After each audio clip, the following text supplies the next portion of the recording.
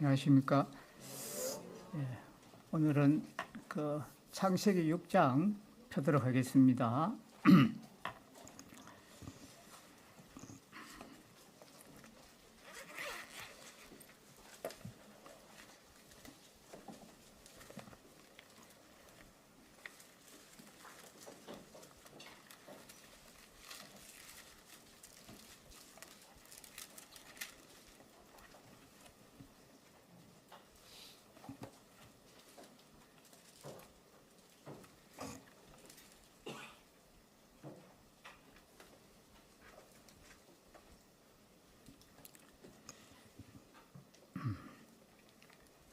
오늘 창세기 6장 본문 말씀은 1절에서 12절까지 말씀이고, 오늘 제목은 하나님의 은혜를 입은 노아입니다.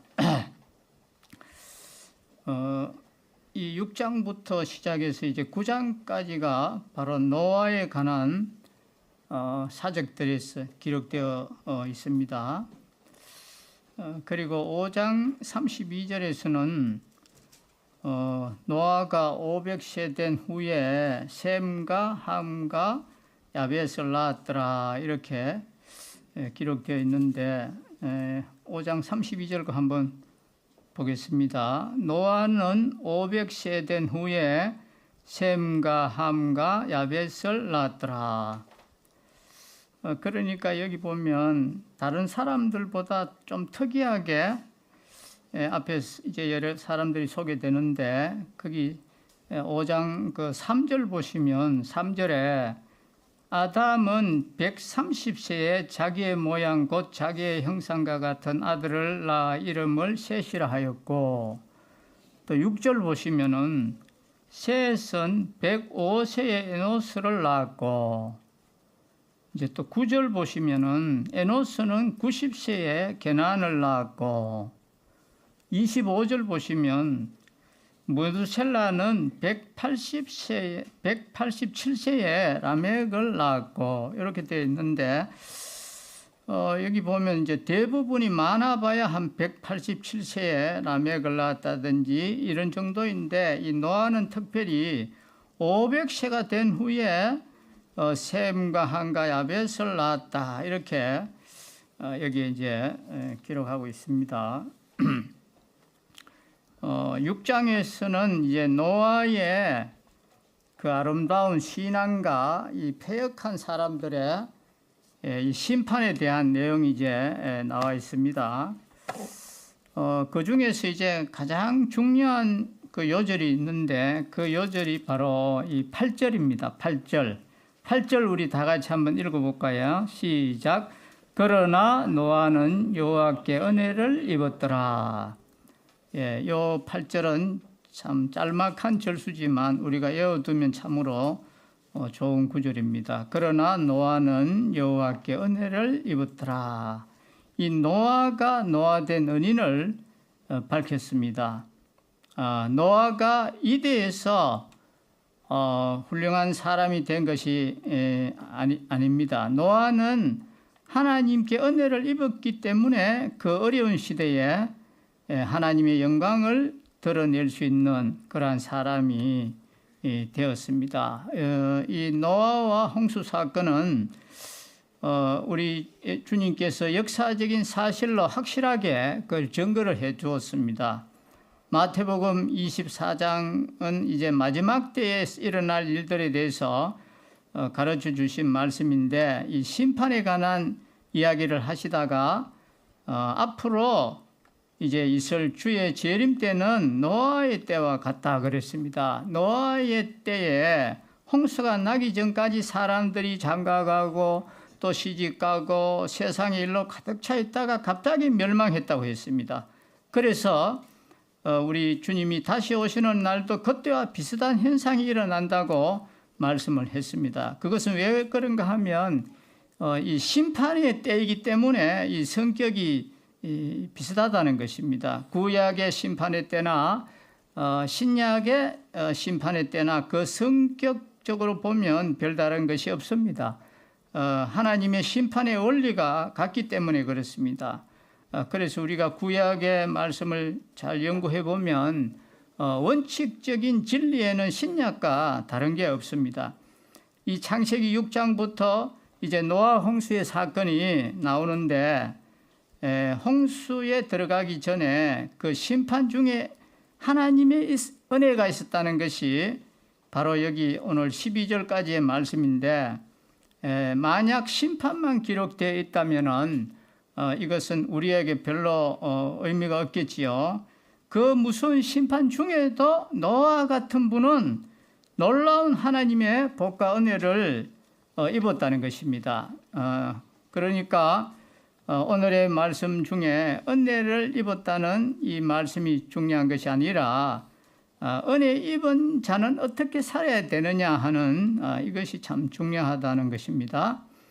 우리가 다 하나님의 은혜를 입어서 이 험악한 세대에서 예수님을 믿게 되었고, 또 하나님의 교회에서 우리가 일꾼이 되었고, 지금까지 믿음을 지켜왔습니다. 이것은 다 우리의 노력이나 사람이 어떤 사람 됨에서 나온 것이 아니라 우리가 하나님의 은혜를 입어서 된 것입니다. 그렇기 때문에 은혜를 우리가 헛되이 받지 말아야 되는 것입니다. 은혜 받은 자답게 우리가 걸어가야 되고, 또 은혜 받은 자답게 우리가 순종하고, 또 은혜 받은 자답게 우리가 살아야지 이 노아처럼 열매를 맺게 되고, 또 맺을 때 하나님의 은혜 받은 자답게 삶으로 우리가 하나님께 영광을 돌리는 것이 되는 것입니다. 앞에 이제 5장 그 32절에서 노아가 500세 된 후에 셈과 함과 야벳을 낳았더라 했는데, 왜 이 말을 했느냐 하면 이제 6장에 보시면 노아와 이제 대조되는 악한 세력이 나오기 때문에 그렇습니다. 육신적으로 강해 보이는 악의 세력과 또 육신적으로 약해 보이는 이 노아 가정을 비교해서 우리가 깨달게 하기 위함이라고 볼 수 있습니다. 자, 6장 이제 1절 보시겠습니다. 6장 1절에 사람이 땅 위에 번성하기 시작할 때에 그랬습니다. 여기 사람은 노아를 포함한 사람이 아닙니다. 바로 4장에 나오는 이 가인의 후손들을 말하는 것입니다. 앞에 이제 4장에 보시면은 이 가인의 후손들이 하나님을 대적했습니다. 가인이 하나님께 예배를 이제 잘못 드려서 하나님께 책망을 받고 나서는 하나님과의 사귐을 포기해 버렸습니다. 그리고는 성을 쌓고 또 악기를 만들고 날카로운 기계를 만들고 또 양을 치고 문명을 일으키고 문학을 발표해서 문화를 만들었습니다. 굉장히 발달했습니다. 거기다가 또 자녀도 잘 낳았어요. 6장 1절에 보신 대로 사람이 땅 위에 번성하기 시작할 때에 그들에게서 딸들이 나니 그랬습니다. 자, 2절 보십시다. 하나님의 아들들이 그랬습니다. 하나님의 아들들은 곧 셋의 계통입니다. 1절에서 이 사람이 땅 위에 번성했다고 했는데 그들이 셋의 후손이 아니고 이 가인의 후손들을 말하는 것입니다. 그러니까 노아는 500세가 된 후에 셈, 함, 야벳을 낳았습니다. 셈, 함, 야벳을 낳고 그들이 자라서 결혼까지 다 했는데 아이를 낳지 않았습니다. 하나님께서 아마 그렇게 하신 것 같습니다. 왜 그런가 하면은 방주에 들어가는 사람이 너무 많아 보십시오. 방주에 1년을 넘게 있었는데 그 안에서 모든 것이 어렵게 되지 않겠습니까? 그래서 방주에서 나오고 난 다음부터 번성하기 시작했습니다. 하나님께서는 이 하나님의 말씀을 순종하고 걸어가는 자에겐 순종하며 걸어갈 수 있도록 이 가족적인 모든 여건도 때를 따라 합당하게 주시는 것입니다. 그러니 우리가 자녀 때문에 너무 걱정 염려를 우리가 안 해도 됩니다. 하나님 앞에서만 우리가 바르게 서 있으면 때가 될 때 하나님께서 모든 은혜를 주시고 때가 될 때 양육할 수 있는 환경과 처지를 주시는 것입니다. 노아는 500세 된 후에 셈, 함, 야벳을 낳았으나 6장 1절에 본 대로 가인의 후손들은 얼마나 번성했는지 모릅니다. 이때는 자녀를 많이 낳는 것이 큰 복으로 알았습니다. 왜냐하면 생육하고 번성하라고 하나님께서 말씀하셨기 때문에. 그러나 우리가 알아야 되는 것은 생육하고 번성한다고만 해서 반드시 그게 복이 아니라는 것입니다. 하나님 말씀대로 해서 생육하고 번성해야 되는데 이 가인의 후손 중에는 첩을 정하여 생육하고 번성했습니다. 이 라멕이라는 사람이 최초로 첩을 얻었는데, 자, 4장 19절 보십시다. 4장 19절에 보면 라멕이 두 아내를 맞이하였으니 하나의 이름은 아다요 하나의 이름은 실라였더라 그랬습니다. 이런 것을 볼 때 하나님 뜻대로 하지 않고 번성하는 것은 그것이 복이 아니라 저주를 쌓는다는 것을 우리가 알아야 됩니다. 흔히 돈이 좀 쉽게 벌게 되면 야, 이게 큰 복인가 우리가 생각합니다. 그러나 말씀대로 하지 않았는데도 돈이 잘 벌린다. 이거는 무덤 파는 격이 됩니다. 그것을 우리가 알아야 되는 것입니다. 여기 5장 32절과 6장 1절은 비교가 되도록 하기 위해서 이렇게 대조시켜 놓았는 것을 우리가 알 수 있는데, 5장에서는 노아가 500세 된 후에 셈, 함, 야벳을 낳았으나 그러나 6장에서는 사람이 땅 위에 번성하기 시작했다는 것입니다. 그들이 육신적으로는 굉장히 왕성했습니다. 자녀를 잘 낳고 문명을 잘 일으켜서 대단히 잘 되는 것 같았습니다. 하나님 없이 일으킨 문명인데도 이와 같이 겉으로 보기에는 대단히 왕성했습니다. 그러한 가운데서 그들에게서 딸들이 낳는데 또 그 딸들이 얼마나 예뻤는지 몰라요. 이 딸들이 아름다웠으니 굉장히 훌륭한 것 같지 않습니까? 그러나 하나님의 법도대로 하지 아니한 것은 오히려 죄악을 짓는 지름길로 가는 것입니다. 그러나 우리가 욥의 경우에는 하나님의 말씀대로 역경을 다 통과하고 난 뒤에 딸들이 태어났는데 이 딸들이 얼마나 예뻤는지 몰라요. 모든 땅에서 욥의 딸들처럼 아리따운 여자가 없었더라 했습니다. 그것은 하나님의 은혜 안에서의 일이었기 때문에 욥기 그 마지막 장에 가면 그것이 다 기록이 되어 있습니다.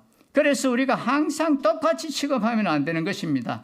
인물이 잘났다고 해서 다 복이 아니고 못생겼다고 해서 다 저주가 아닙니다. 하나님의 말씀대로 했느냐, 말씀을 따라갔는데 역경이 왔다면 그 역경은 복을 준비시키는 하나의 그릇을 준비하는 역할이 되는 것입니다. 그것은 성도를 연단하는 것입니다. 여기서는 사람들이 많이 출생했고 또 딸들이 출생되었는데 대단히 아름다웠습니다. 자, 다음 절을 보면 그걸 알 수가 있습니다. 자, 2절 보십시다. 하나님의 아들들이 사람의 딸들의 아름다움을 보고 자기들이 좋아하는 모든 여자를 아내로 삼는지라 그랬습니다. 1절에서 4절까지의 내용에서는 왜 심판이 오게 되었느냐, 심판이 오게 된 이유를 썼습니다. 왜 심판이 오게 되었습니까? 하나님의 아들들이, 어떤 사람은 이들을 천사라고도 하는데 그것은 근거 없는 소리입니다. 왜냐하면 천사가 무슨 결혼을 하고 자식을 낳고 합니까? 그런 것은 성경에 없습니다. 그렇기 때문에 여기서 말하는 하나님의 아들들이란 바로 4장 25절부터 나오는 셋의 후손, 곧 에노스의 후손을 이야기합니다. 이들이 여호와의 이름을 불렀더라 하여 공적으로 이제 하나님을 경배하고 하나님을 섬겼던 그들입니다. 바로 그들을 이름하여 하나님의 아들들이라고 하셨는데 4장 25절을 한번 보겠습니다. 아담이 다시 자기 아내와 동침하며 그가 아들을 낳아 그의 이름을 셋이라 하였으니 이는 하나님이 내게 가인이 죽인 아벨 대신에 다른 씨를 주셨다 함이며 셋도 아들을 낳고 그의 이름을 에노스라 하였으며 그때의 사람들이 비로소 여호와의 이름을 불렀더라 했습니다. 그런데 이 하나님의 아들들이 사람의 딸들의 아름다움을 보고 자기들이 좋아하는 모든 여자를 아내로 삼는지라 그랬습니다. 언제나 이 부패의 근본 원인이 어디에 있느냐 하면 타협에 있습니다. 인간들의 부패의 근본 원인은 어디에 있느냐? 불신 결혼에 있습니다. 불신 결혼하면 사람이 하나님께 채찍맞은 길로 가게 되는 것입니다. 흔히 이런 말을 하지요. 전도하는 양으로 불신 결혼해서 전도하면 되지 않겠나. 자신이 하나님의 말씀을 정면으로 불순종해놓고 어떻게 하나님의 능력을 받아서 일을 할 수 있겠습니까? 제가 지금까지 여러 가정들을 살펴보는데 가만히 보면은 하나님의 법대로 결혼하지 않는 가정들이 잘 되는 경우가 저는 잘 못 봤습니다. 이들은 여자들의 믿음이나 하나님의 뜻 같은 것을 보고 아내를 삼는 것이 아니라 아름다운 육체를 중심으로 결혼을 했습니다. 지금도 가만히 보면 보통 때는 믿음 하는데 막상 결혼 문제가 나오면 믿음은 어디로 갔는지 잘 못 봅니다. 상대방의 키가 얼마고 월급은 얼마 받고 또 아파트는 있는지 이런 것이 중심이 되어버리는 것을 우리가 봅니다. 평소에는 믿음이 참으로 좋아 보였는데 결혼할 때 보니까 그런 믿음 중심으로 하지 않는 것이 너무나 많더라는 것입니다. 또 흔히 처녀들은 많다고들 하는데 그러나 옳은 처녀를 구하려면 아주 드뭅니다. 성경에서 보는 대로 현숙한 여인은 진주보다 귀하다고 했는데 정말 그렇습니다. 많은 처녀가 교회 안에 있지만은 정말 현숙한 처녀를 구한다는 것은 진주만큼이나 귀한 것입니다. 물론 이제 디모데 같은 영적인 청년 형제도 귀하겠지요.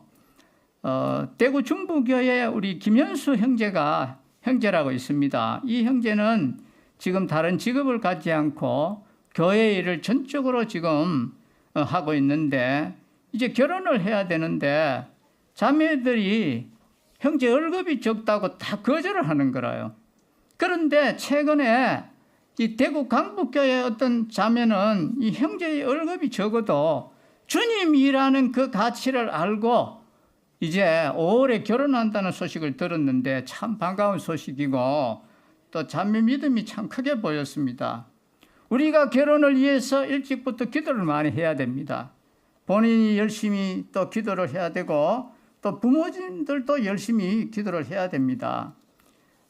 저도 이제 주례를 또 여러 차례 써봤습니다만은 기도를 많이 참 해야 되겠다는 것을 이렇게 생각을 합니다.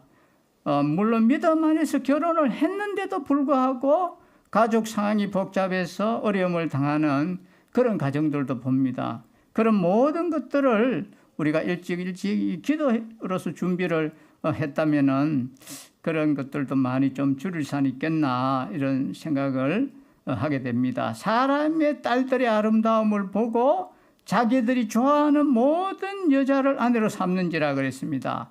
하나님이 원하시느냐, 하나님의 뜻이냐, 이것은 전혀 생각하지 않고 결혼을 육체 중심으로 했습니다. 더러운 것과 깨끗한 것을 섞어버리면 어떻게 됩니까? 모두가 다 더러워져 버리지 않습니까? 깨끗한 물이 한 드럼이 있는데 거기에 더러운 물 한 컵만 넣어도 못 먹는 물이 되어버립니다. 그 물을 먹으려면 더러운 물을 다 붓고 다시 깨끗한 물을 담아야 되지 않습니까? 그렇기 때문에 타협해가며 살면서 하나님의 거룩을 이룰 수 있다는 것은 성경에서 찾아볼 수가 없습니다. 그런데 세세 후손들이 혼합적인 이 자폰을 하게 되므로 결국은 모두가 망하게 되었습니다. 우리가 잘 아는 말씀이지만 열왕기상 11장 한번 펴보겠습니다. 열왕기상 11장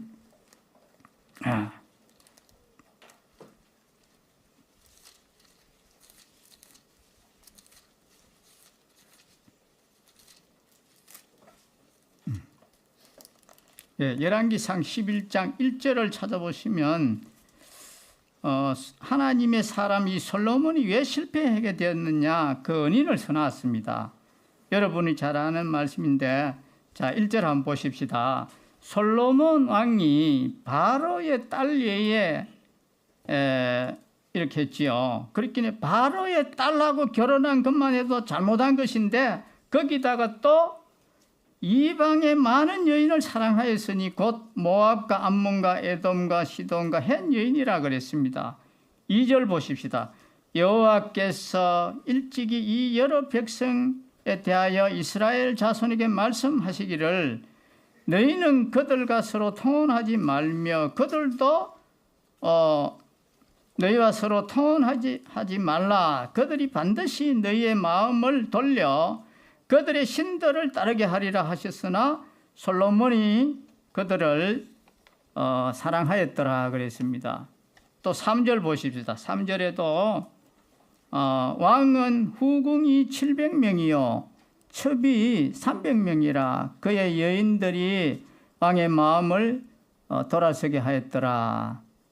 타락하니 극도로 타락해서 아내가 1000명이 되었습니다.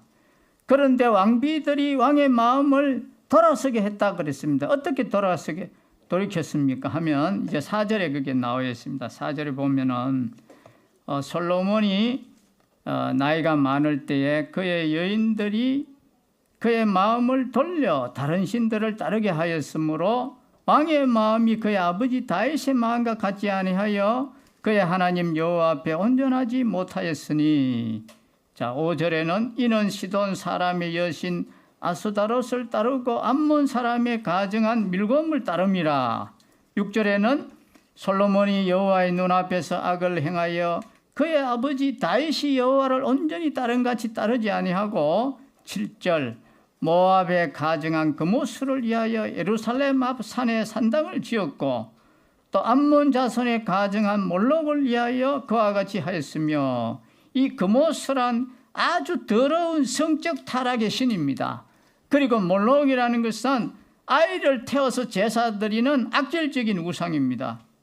이 솔로몬이 약 한 20살쯤에 왕이 되었다 보니까 스스로 부족을 느껴서 하나님께 1000번제를 드렸습니다. 그것을 기특히 여기신 하나님께서 네 소원이 무엇이냐 이렇게 또 무엇을 줄까 했을 때에 저는 지혜가 부족해서 주의 백성을 어떻게 다스려야 할지 모르니까 지혜를 주소서 그랬습니다. 이 말은 자기가 맡은 직분을 바르게 행할 수 있는 능력을 주십시오.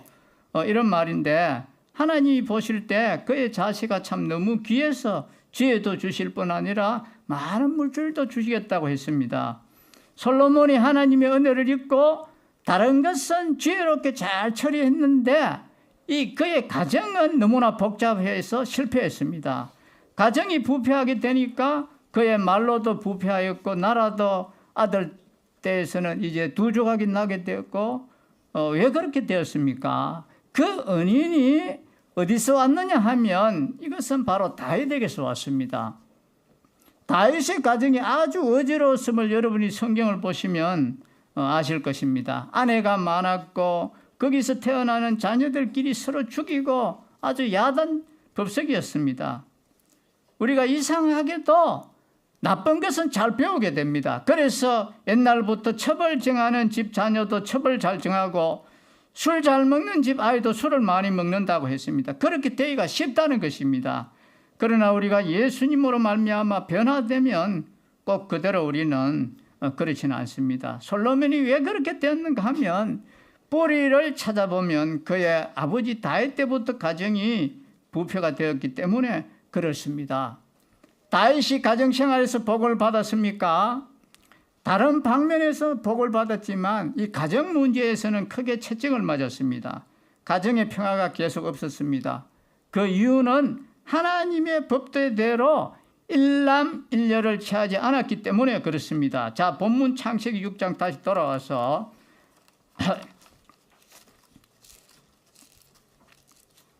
자, 3절 보십시다. 여호와께서 이르시되 나의 영이 영원히 사람과 함께 하지 아니하리니 이는 그들이 육신이 됨이라 그랬습니다. 여기서 하나님의 영이란 이 성령께서란 말씀입니다. 하나님의 신과 하나님의 영이란 말씀은 같은 말씀입니다. 그래서 성신이라기도 하고 또 성령이라고도 하는데 그것은 다 똑같은 그런 말을 다르게 표현한 것뿐입니다. 하나님의 성령께서 영원히 사람과 함께 하시지 않으신다는 말씀은 육체 그들이 고깃덩어리가 되었기 때문에 그렇습니다. 사람이 영적으로 걸어가야 성령께서 같이 해주시는데 육체를 중심으로 걸어가기 때문에 이 성령이 같이 하지 않더라는 말입니다. 그러니까 아무리 신령한 계통이라 할지라도 자기의 할아버지가 신령했고 아버지가 신령했다 할지라도 자기가 하나님의 말씀대로 영적으로 살아가지 아니하면, 육체를 즐겁게 하기 위해 육체대로 살아간다면 이 성령의 역사는 제거되는 것입니다. 성령의 역사는 함께하지 않습니다. 영원히 사람과 함께하지 아니하리니, 이 말씀에 이 법칙은 영원히 계속된다, 그 말씀입니다. 육체를 중심으로 걸어갈 동안은 성령의 역사는 제거된다는 것을 말씀해 주시는 것입니다. 그것이 신약 갈라디아서에 나오는데, 또 우리 갈라디아서에 가서 한번 찾아보겠습니다. 갈라디아서 5장을 보십시다.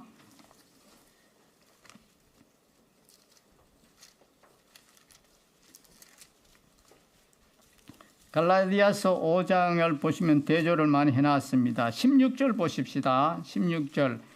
내가 이르노니 너희는 성령을 따라 행하라. 그리하면 육체의 욕심을 이루지 아니하리라.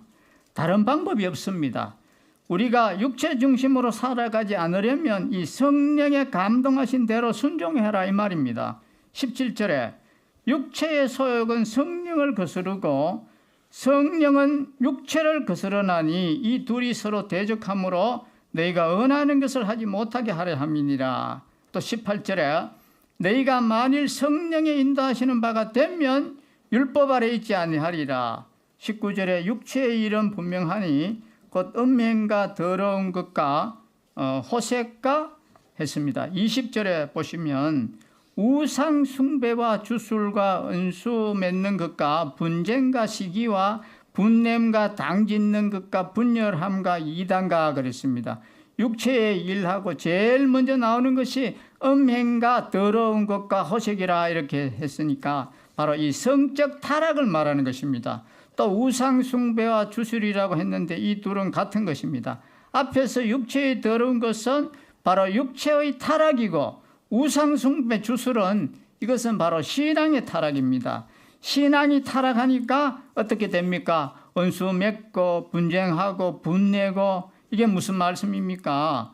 사람이 육체를 따라가면 강포해진다는 그 말입니다. 오늘 내용에도 강포가 나오는데 그것이 다 육체를 따라가는 것입니다. 그리고는 분열함과 이단과 투기와 술취함과 방탕함과 혼돈이 일어났습니다. 이것을 가만히 살펴보면 순서가 다 있습니다. 제일 먼저는 사람이 육체적으로 흘러가서 성령을 거스르면 육체의 종이 되고, 그 다음에는 마귀의 종이 됩니다. 우상을 섬기는. 그 다음은 감정의 종이 됩니다. 은수를 맺고 시기하고 분쟁하고 분내고 당짓고 분열하고, 그 다음은 술 취하고 방탕하여 완전 혼돈 속에 빠져버립니다. 그래서 무엇이 옳은지도 모르는 무감각한 상태에 빠져버리게 되는데, 갈라디아서 5장 22절 보십시다. 자, 오직 성령의 열매는 사랑과 희락과 화평과 오래 참음과 자비와 양성과 충성과 온유와 절제니라고 했습니다. 성령의 열매가 맺히지 못하는 것은 육체의 열매를 맺는 방향으로 나가기 때문에 그렇습니다. 동시에 두 가지 열매를 맺을 수는 없는 것입니다. 앞에서 본 대로 그들은 하나님의 아들들입니다. 하나님을 섬겼던 자들입니다. 여호와의 이름을 불렀던 자들입니다. 지금으로 말하면 바로 우리 성도들입니다. 그러나 그들이 육체를 따라 걸어가니, 가정이 육체적으로 흘러가니 성령의 역사가 제거되었습니다. 그러나 그 다음 보시면 이제 6장 3절 거기 이제 본문으로 다시 이제 한번 돌아와 보겠습니다. 창세기 6장으로 돌아와서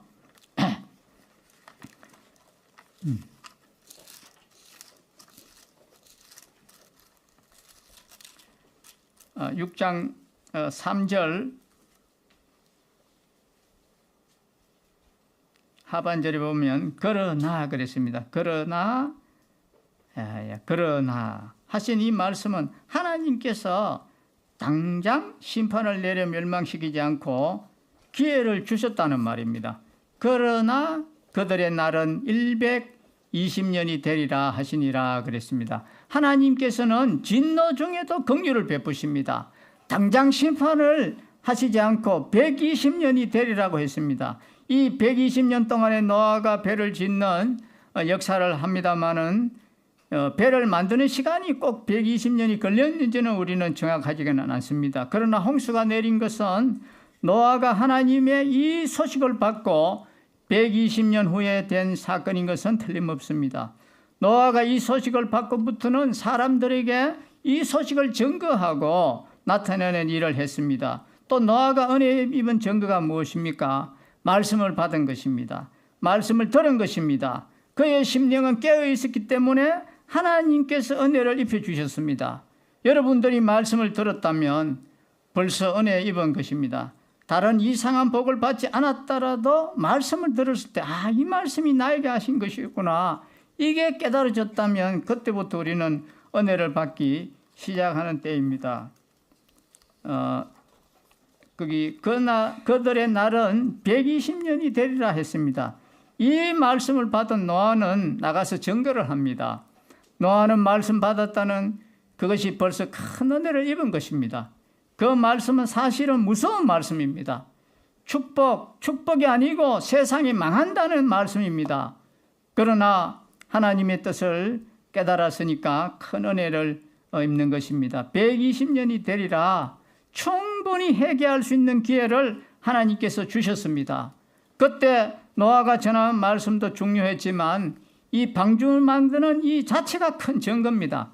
왜냐하면은 방주를 강가에서 짓는다든지 바닷가에서 짓는다면 그거는 증거가 안 되는데 산꼭대기에 올라가서 큰 배를 만들고 있으니까 그게 큰 증거 아닙니까?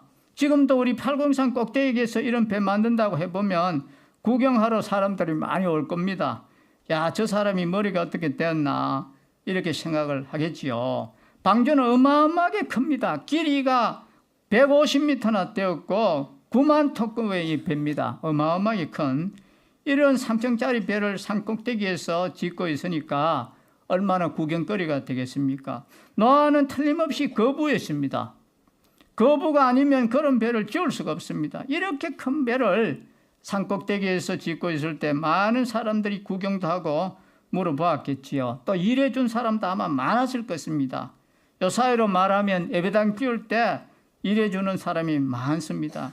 그렇지만 그분들이 다 예수 믿는 것은 아니거든요. 마치 똑같습니다. 그때도 방주 만드는 때 일해준 사람은 많았을 것입니다. 그것이 다 증거입니다. 자, 4절 보십시다. 6장 4절에 당시에 땅에는 네피림이 있었고 그렇습니다. 이 네피림이 바로 거인입니다. 여사에는 사람들이 거인을 좋아합니다. 그래서 롯데 자이언트라고 야구팀 이름도 붙였고 거인, 슈퍼맨, 초인 이런 것을 좋아하지 마십시오. 사람은 이상하게 덩치 크고 키 큰 사람을 일반적으로 좋아하는데 특별히 초인들을 또 좋아합니다. 당시에 땅에는 네피림이 있었다. 이게 무슨 말씀이냐 하면은 불신의 딸들의 아름다움을 보고 결혼했더니 육신적으로는 복받은 것 같은 아들이 태어나더라는 것입니다. 그 당시에는 힘쓰고 그럴 때가 그렇게 살 때거든요. 그래서 거인이 태어나니까 최고인 거예요. 그런데 이 네피림이라는 이 말이 거인이라는 뜻도 있지만 침략자, 싸움 잘하는 자 이런 뜻도 있습니다.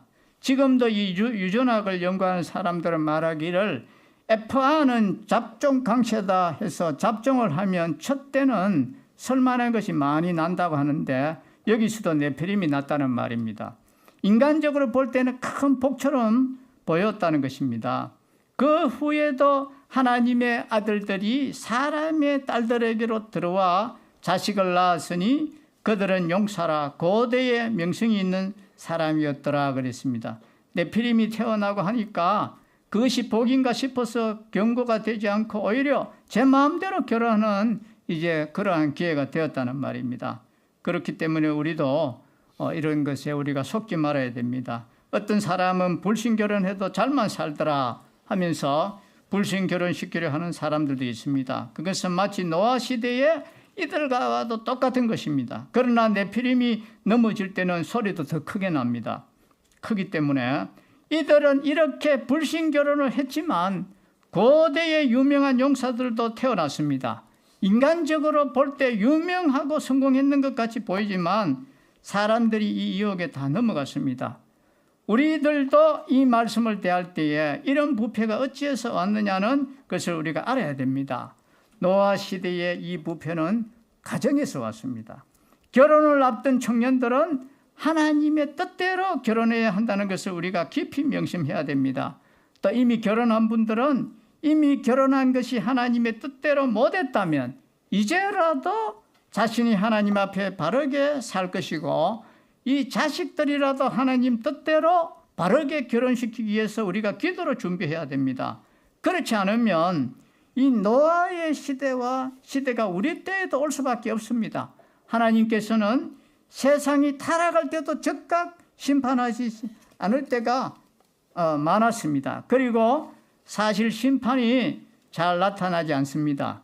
그러나 이 교회가 타락하면 심판하십니다. 그게 역사의 그 흐름이었습니다. 러시아의 정교회가 타락하니까 볼셰비키 혁명이 일어났습니다. 로마의 가톨릭이 타락하니까 역시 멸망이 왔습니다. 이런 것들을 우리는 교회사적으로 볼 때 그렇게 보여지는 것입니다. 이제 하나님께서 이제 어떻게 이렇게 행하는 이들을 어떻게 처리했는지 이제 5절에 한번 보십시다. 여호와께서 사람의 죄악이 세상에 간영함과 그의 마음으로 생각하는 모든 계획이 항상 악할 뿐임을 보시고 그랬습니다. 이런 죄악을 지어도 아무 일도 없는 것 같으니까 죄악이 점점 간영해졌다는 것입니다. 간영해지니까 마음의 생각이 항상 악하더라는 것입니다. 사상적 타락이 보편화되었다는 것입니다. 지금 우리도 뭔지 모르게 이 머리가 타락해서 생각들이 보편적으로 다 타락해 있습니다. 옛날 같았으면 깜짝 놀랄 일인데도 요사이는 예사롭게 여기는 그런 경우가 참 많습니다. 죄를 지어도 괜찮다는 시기니까 무서운 세대에 우리가 살고 있습니다. 이들도 제멋대로 결혼하고 살아도 하나님이 징벌이 없으니까 그런 풍조가 이제 퍼져나갔습니다. 마음의 생각과 계획이 항상 악하다고 했으니까 이 악한 사상이 보편화되어 버렸다는 것입니다. 하나님의 말씀대로 살지 않아도 괜찮아 보이고 어물쩍 넘어가는 것처럼 보일 때 그 사상이 점점 우리의 머리를 오염시키고 생각들이 풍부해져 가는 것을 볼 수가 있습니다. 자, 6절 보십시다. 땅 위에 사람 지었음을 한탄하사 마음에 근심하시고 그랬습니다. 하나님께서 한탄하셨다는 것은 이것은 의인적 표현을 한 것입니다. 사람이 알 수 있는 방법으로 표현하다 보니까 이렇게밖에 표현할 수가 없는데 하나님께서 안타까이 여기셨다는 이 말입니다. 7절 보십시다. 이르시되 내가 창조한 사람을 내가 지면에서 썰어버리되 사람으로부터 가축과 기는 것과 공중의 새까지 거리하리니 이는 내가 그것들을 지었음을 한탄함이니라 하시니라 그랬습니다. 회개하지 않고 거듭 죄가 계속될 때 하나님께서는 심판하십니다. 죄악이 간영하면 반드시 심판이 나타납니다. 마지막 심판은 주님 오실 때 나타나지만 현재도 이 국부적으로 심판이 나타나고 있습니다. 소돔과 고모라가 바로 그 대표적인 예가 안 되겠습니까? 노아의 심판은 전 세계적인 심판이었습니다. 그러나 지금도 하나님 주신 것을 타락하는 방향으로 우리가 나간다면은 국부적으로 심판이 일어나는 것입니다. 노아 시대 그때는 환경 전체가 오염되었습니다. 육축과 기는 것, 공중의 새, 그 모든 것까지도 제약된 것에 사용한다는 것입니다. 하나님께서 주신 만물은 하나님 뜻대로 바르게 사용하는 것이 선한 것입니다. 실제로는 우리가 선하지 않는 것이 없습니다. 담배 같은 것도 이게 선한 것입니다. 니코틴을 우리가 뽑아서 약품으로 이용하면 얼마나 좋습니까? 근데 우리가 입으로 피우고 코로 밖으로 내고 하니까 이게 올바르게 잘못 쓰는 것입니다.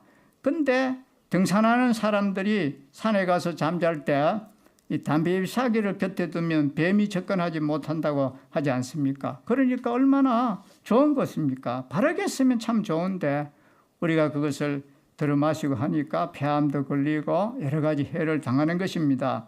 그러니 만물을 잘못 사용하면 죄악이 되는 것입니다. 사람들 때문에 그때 모든 것이 심판받았는데 단지 물고기만은 면제되었습니다. 자, 8절 보십시다. 그러나 노아는 여호와께 은혜를 입었더라 그랬습니다. 이렇게 많은 부패 가운데서도 노아는 은혜를 입었습니다. 노아가 잘났더라, 아주 훌륭했더라가 아닙니다.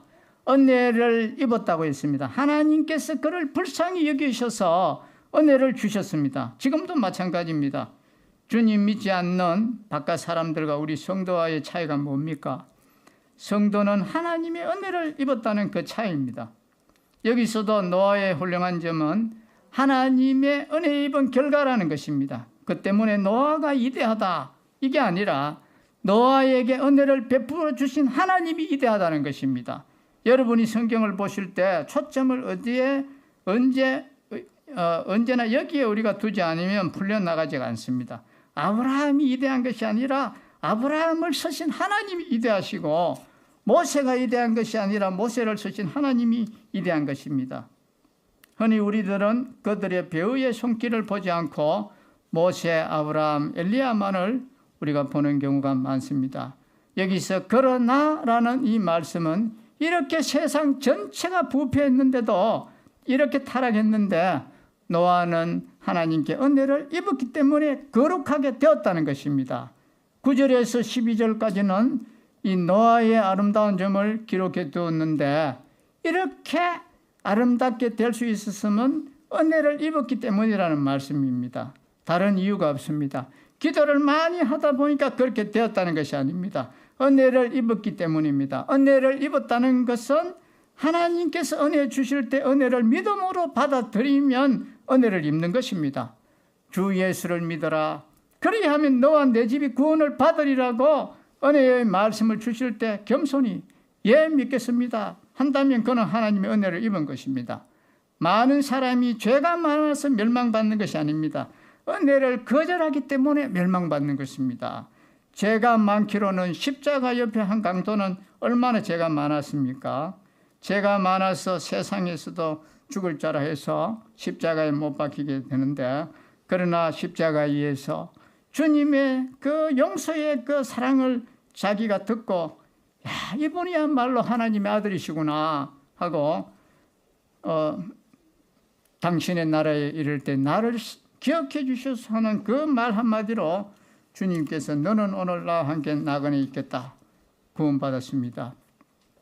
그러므로 누구든지 망한다면 죄 때문에 멸망받는 것이 아니라 은혜를 거절하기 때문에 멸망받는 것입니다. 이때도 노아가 나가서 증거했을 때 사람들이 하나님께로 돌아왔다면 다 은혜를 입을 수 있습니다. 그런데 그 은혜를 거절했습니다. 마지막 날 심판 때도 그렇습니다. 사람들이 죄 때문에 멸망받는 것이 아닙니다. 죄는 주님께서 십자가에서 돌아가실 때 다 지고 가셨습니다. 그러나 그것을 나에게 주신 사랑의 선물, 곧 이 은혜의 은혜로 받아들이지 않기 때문에 죄인들이 스스로 자기 죄를 책임지고 멸망받는 것입니다. 특사장을 주는데도 그것을 받아들이지 않으면 죽는 길밖에 없습니다. 특사장을 주는데도 필요 없다고 하고 그것을 확 찢어버린다면 그는 죽는 길밖에 없는 것입니다. 아무런 구할 방법이 없습니다. 노아는 하나님께서 은혜의 말씀을 주실 때 그 말씀을 받아들임으로 은혜를 입었습니다. 노아는 말씀을 받았고 그 말씀을 믿었습니다. 그 다음 그 믿음이 무엇으로 열매를 맺었냐 하면은 순종으로 열매를 맺었습니다. 그래서 야고보서 기자는 행함이 없는 믿음은 그 자체가 죽은 것이라 했습니다. 정말 옳은 믿음은 행함으로 믿음의 열매가 나타나게 마련입니다. 이때도 노아가 말씀대로 믿사옵니다 하고는 방주를 만들지 않았다면 그건 정말 믿는 게 아니겠지요. 지금도 우리가 믿습니다 말로는 하지만 순종하지 않는 사람도 많이 있습니다. 교회 안에서는 믿는다고 하지만 밖에 나가면 제 마음대로 산다면 그거는 올바른 게 아니겠지요. 자, 9절 봅시다. 이것이 노아의 족본이라. 노아의 내력을 말하는데 간단하게 기록되어 있습니다. 노아는 의인이여 그랬습니다. 선인이라고 하지 않고 의인이라고 했습니다. 의인이란 언어의 뜻은 완전한 자라는 뜻입니다. 노아가 거짓말을 한 번도 하지 않았다든지 싸움을 한 번도 하지 않았다는 그런 말이 아닙니다. 노아가 하나님의 말씀을 온전히 믿었다 그 말입니다. 그러므로 하나님 보실 때 완전한 자로 여겨주신 것입니다. 의인은 믿음으로 말미암아 살리라 그랬습니다. 믿음으로 하나님 앞에 서는 자 외에는 의인이 없는 것입니다. 의인은 없나니 하나도 없도다. 행위로 하나님 앞에 절대적 의인은 전혀 없다고 말씀했습니다. 그런데 왜 노아를 의인이라고 했는가 하면 바로 하나님의 말씀을 믿음으로 의인이 되었다는 말입니다. 하나님께서 나를 믿어라. 그리하면 내가 너를 의롭게 하리라 하셨을 때 예, 나는 하나님을 믿겠습니다 한다면 하나님께서 맞다. 내가 옳다 이렇게 하십니다. 의란 원래 옳다는 말입니다. 나로서는 결코 옳게 안 되겠지요. 그러나 하나님께서 네가 나를 믿어라. 그리하면 내가 너를 옳게 하리라 하실 때 예, 제 힘으로 안 되지만 하나님이시면 하실 줄 믿습니다 한다면 하나님께서 맞다. 너는 의인이다. 옳은 사람이다 이 말입니다. 노아는 그것을 믿었습니다. 그래서 노아는 의인이라고 했습니다. 또 당대의 안전한 자라 그랬습니다. 여기서도 완전한 자란 말이 소위 말하는 완벽한 자가 되어서 죄를 하나도 안 지었다는 그 말이 아닙니다. 나중에 보면 아시지만 완벽한 사람이 아닙니다. 술을 너무 많이 마셔가지고 벌거벗고 또 아주 야단을 떨었습니다. 또 아들을 저주했습니다. 이걸 보면은 노아도 불완전한 사람인 걸 우리가 알 수 있습니다. 그런데 왜 안전한 자라고 했습니까? 하나님의 말씀을 의지했을 때 하나님께서 안전하게 만들어 주셨다는 것입니다. 당대의 완전한 자라 그는 하나님과 동행하였으며 그랬습니다. 하나님과 같이 걸어갔습니다. 이 말씀에는 에녹에게도 사용했습니다. 에녹은 300년간 하나님과 동행했다고 되어 있습니다. 여기서 하나님과 동행했다는 말은 항상 예배당에 와서 엎드려 있었다는 말이 아닙니다. 그가 셈, 함, 야벳을 낳은 것을 보면 우리가 그것을 더욱 잘 알 수 있지요. 가정생활을 정상적으로 했고 농사를 정상적으로 지었기 때문에 포도주를 만들어 마셨고 그렇지 않습니까? 그걸 보면은 그는 기도원에만 가 있었던 것도 아니고 교회에서만 살은 것도 아닙니다. 평범한 생활 속에서 일상생활 속에서 하나님과 같이 했다는 것입니다. 10절 보겠습니다.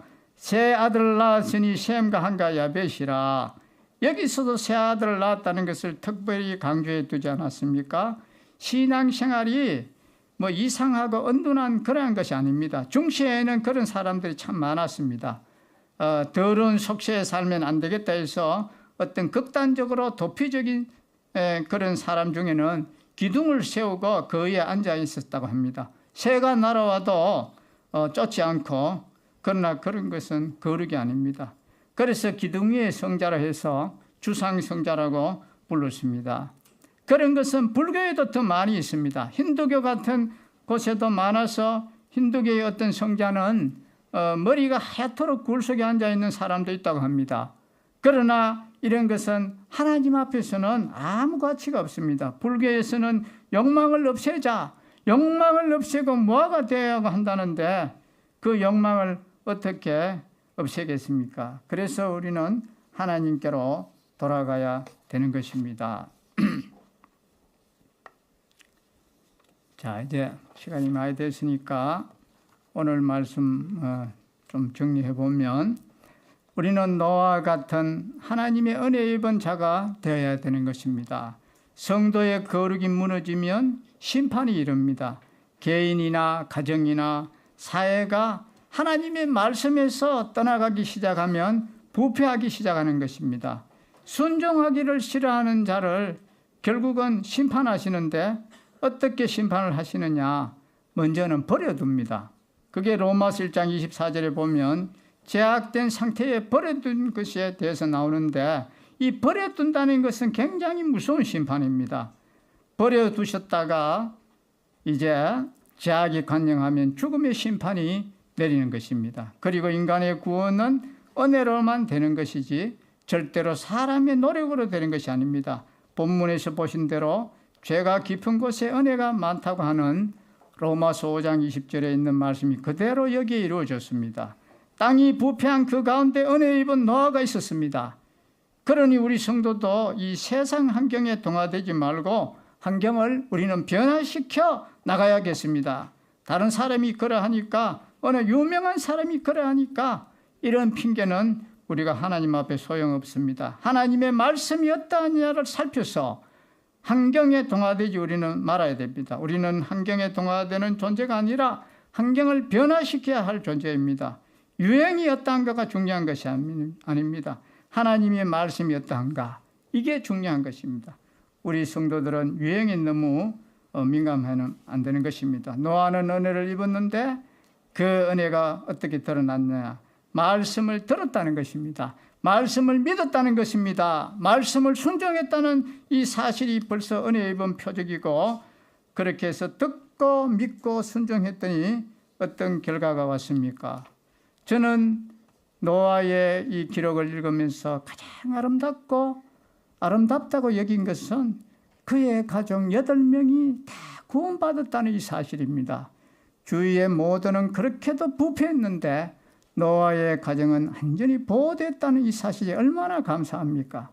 그렇게도 타락되었는데도 그 속에 살면서도 믿음의 가정으로 존재할 수 있었다는 이 사실입니다. 지금 세대도 가정 파괴가 많이 문제가 됩니다. 파렴치한 이 파괴됨들이 지금 난무하고 있습니다.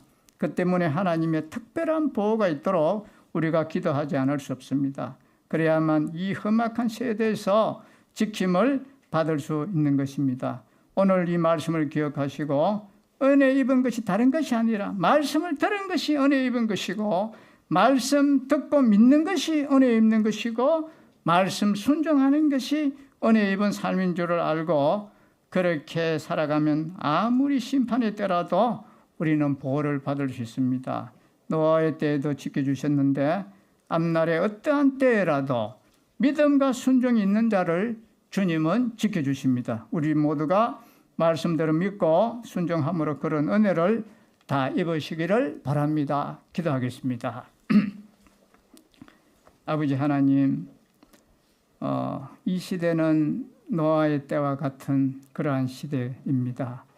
죄로 간영하고 부패로 가득 찬 이러한 시대에 혼돈한 가운데 살고 있습니다. 그러나 우리에게는 하나님의 말씀이 있고 주님이 계십니다. 이 주님을 우리는 바라보고 따름으로 은혜를 입으며 또 많은 하나님을 기쁘시게 해드리는 그런 열매들이 저희들을 통하여 나타나기를 바랍니다. 주 예수 그리스도의